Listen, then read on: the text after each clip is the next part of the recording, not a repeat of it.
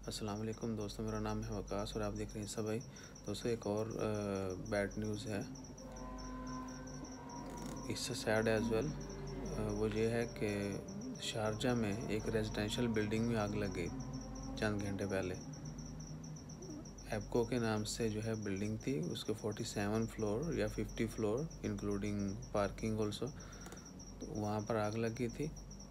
और अथॉरिटीज़ के मुताबिक, जो सिविल डिफेंस है, फायर फाइटर है, उनके मुताबिक के आग जब लगी है तो बहुत जल्दी जितने भी रेजिडेंशियल थे उन सबको वैक्यूएट कर लिया गया था, बाहर निकाल लिया गया था।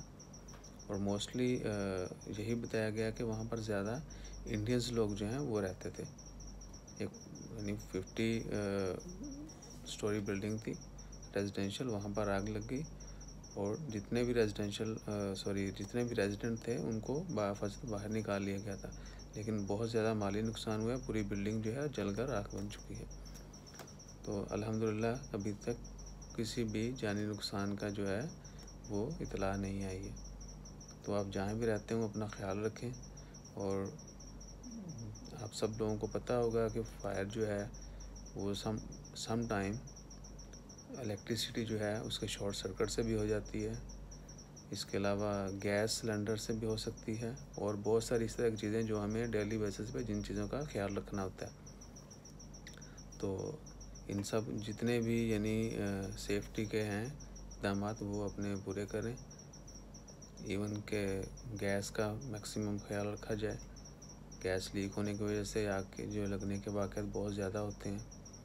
उसके अलावा शॉर्ट सर्किट है। उसके अलावा हम जो डिवाइसेस यूज़ करते हैं, इलेक्ट्रिकल डिवाइसेस, उनकी वजह से भी हो सकता है। तो अपना ज़्यादा से ज़्यादा जो है इन चीज़ों पर ध्यान दें और मैक्सिमाइज़ करें कि आप कभी भी किसी चीज़ को मिसयूज़ नहीं करें जिससे कोई मसला पैदा हो।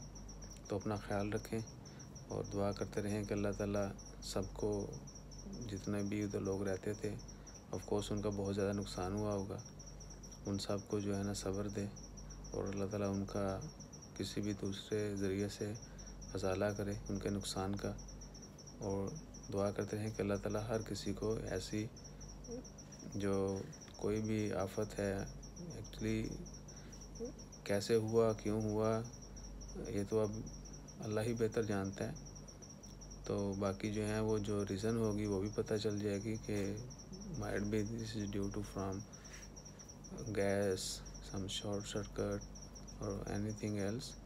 सो बात करने का मकसद क्या है कि हमें पूरी उम्मीद रहना चाहिए अल्लाह ताला पर कि अल्लाह ताला हमें किसी भी किस्म की मुश्किलात से बचाए। तो अपना ख्याल रखें, दुआ करते रहें। जज़ाकल्लाह, अल्लाह हाफ़िज़।